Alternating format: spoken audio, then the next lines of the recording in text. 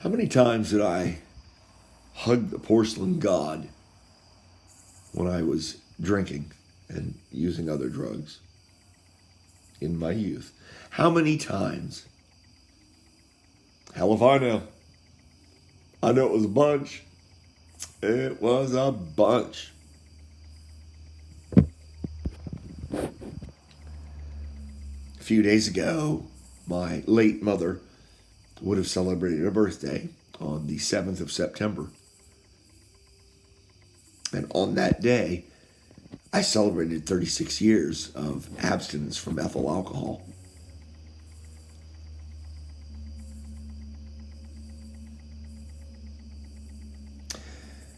In these 36 years, how many times do you think I've hugged the porcelain god? Once. Once. I want to say 20 years ago.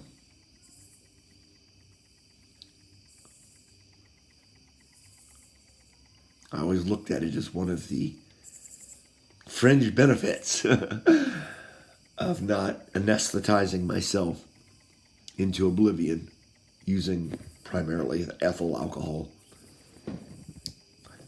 I think it's fair to say it kind of runs in my family. It took my father at 52, and it was taking me until the Lord directly intervened in my life.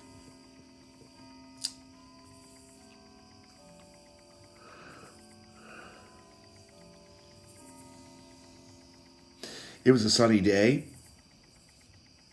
Windows were down.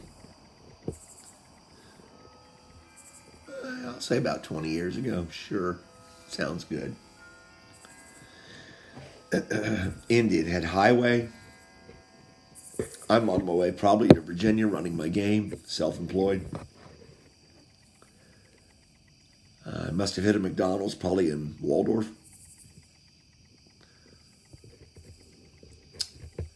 Why I would wait that long to get to my double cheeseburgers, I don't know.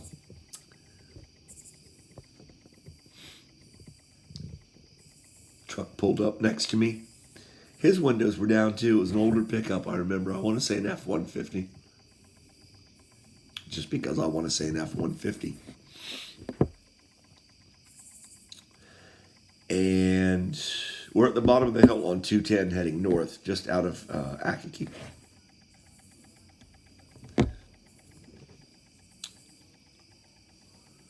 And he leaned forward, and out of my peripheral vision, I could see him leaning forward as I'm taking a bite of my McDouble or whatever it was. It was like dollar menu stuff back at the time, so I could slam 4. Really high metabolism back then. Still high-ish.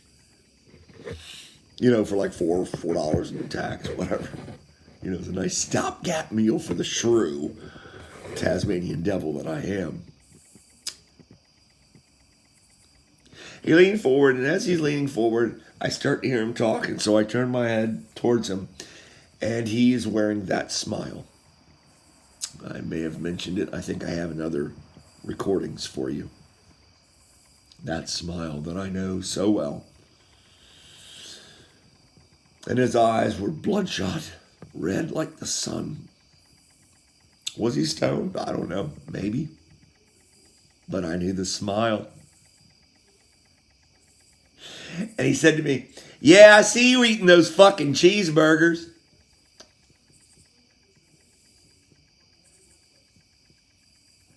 You see, that's taunting. That's taunting.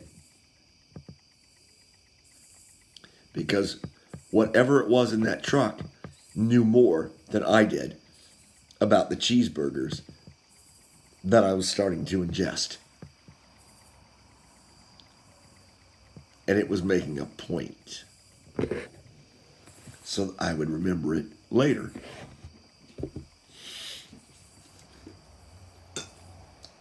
Didn't give him the courtesy of anything. I received his words. I received his stare. I said nothing. I just blankly looked at him. The light turned green and he pulled off. I made my way towards Virginia. Well, wouldn't you know, a couple hours later, I started to not feel so good.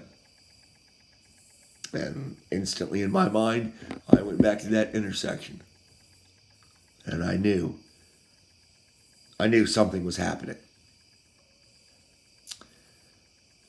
You can call it food poisoning in the moment, but I knew something was happening. Something greater than me. There was a purpose to this. A lesson, apparently, for me. I think. I know all the tricks I've thrown up so many times. Close your mouth, breathe through your nose. Control breaths, count them, relax your stomach muscles. I made it 12 hours, people. I want you to know, with full-blown botulism probably going on from my esophagus right down to my anus.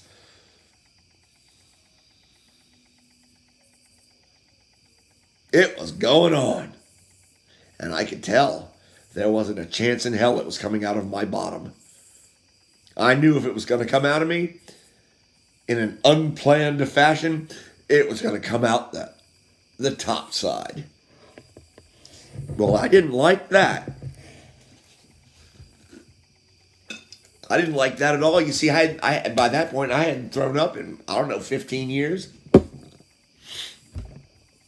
So little Johnny boy was not happy because he always thought that was one of the gifts he was given for getting sober. For kneeling before God and say, okay, I can't do this. I need your help. I always thought that was one of the little side benefits I got, that I didn't have to throw up anymore. And so 12 hours later, laying on my bed,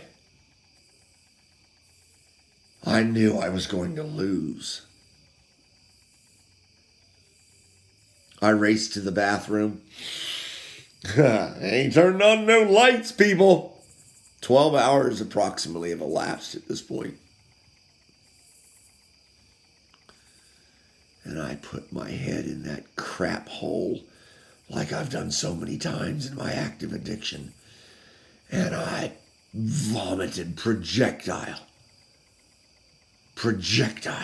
after 12 hours.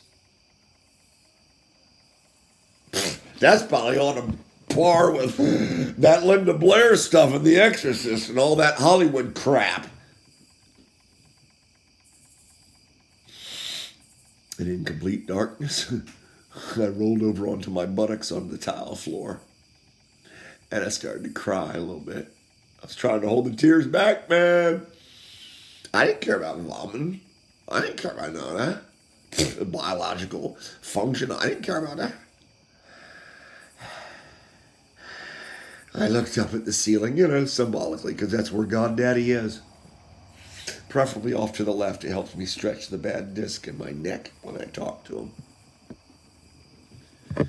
I wasn't talking to him that night with my fist in the air. I looked up at him and I said, how could you do this to me? How could you let him enter into me like this? But I was despondent, I was disheveled, I was distraught, I was in disbelief. I was hurt, as a lover would be hurt.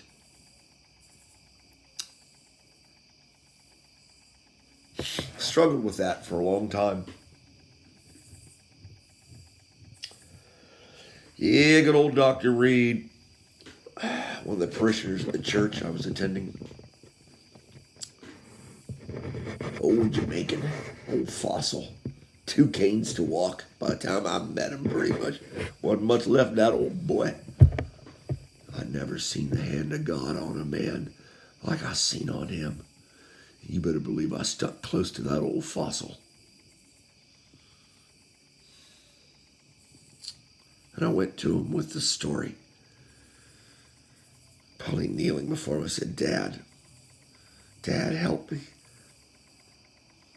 He listened to my story of woe. Got that old grin on his face. At that point, I think he was getting kind of bored, with my... I do tend to blather on, and I'd been called verbose. That hurts. But I imagine he was symbolically had his arms folded. I just couldn't see him, body language. But I saw that little grin come to Dr. Reed's face. And I got through with my story of woe and my poisonous cheeseburgers. And how crushed I was that God Daddy took away this gift he gave me. And how I was mad at God Daddy for it. Indian giver, deity that he is, I'm sure. Dr. E looked at me with that smile. And he said, Joel,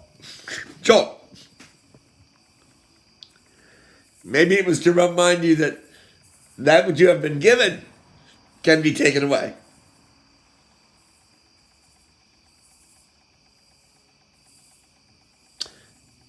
Upon those words, this boy had a change of heart. And I don't remember if we prayed together at the time. I'm not much of one of praying in groups. It's very rare that you'll get me to do that. I prefer to do it in solitude. But I can tell you this much.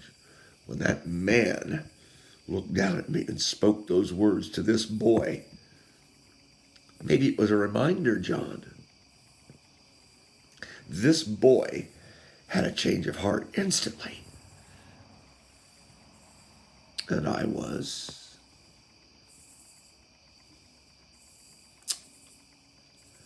very, very... I at a lot, me, the poet, at a loss for words. I was very, very coy with Daddy, I guess. The big daddy upstairs at that point. I was like, okay, now that I've had another believer, Christian brother talk to me, talk some sense into me. Okay, well, I guess you're off the hook, God, a little bit. I guess I'm not quite so mad. And actually, inside, I'm like, oh my goodness, I was trying to fight off a gratitude attack. See, once my scales had been reset by Dr. Reed, and I was able to see things more clearly, I realized that I must be very careful with evil. I must be very careful with evil all the time. God bless you all.